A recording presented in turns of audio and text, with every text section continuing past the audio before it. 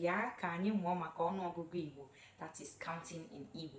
So if you're able to count numbers 1 to 10 in Igbo, you can count any other number because it's from those numbers that we form the other numbers. For now, let's count from 1 to 10. Okay? 1, otu. 2, abụọ, abụọ. 3, atọ, atọ. 4, anọ. 5, ise. 6, isii. 7, asaa. 8, asatọ.